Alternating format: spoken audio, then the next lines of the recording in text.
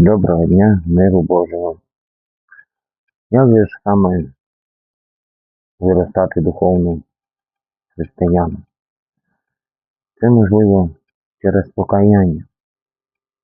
А що таке покаяння? Це виправлення свого життя.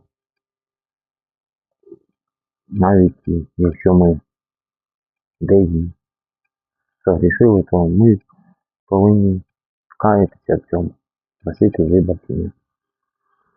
Навіть думки, якщо були, то теж потрібно каятися. Змінити своє життя повністю на 180 градусів. І перебувати постійно у Слові Божому.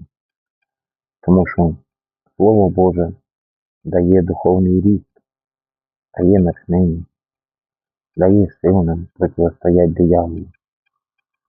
І тоді ми будемо непереможні. Тож, якщо ви бажаєте служити Господу, приєднуйтеся до нас за посиланням під відео. Амінь.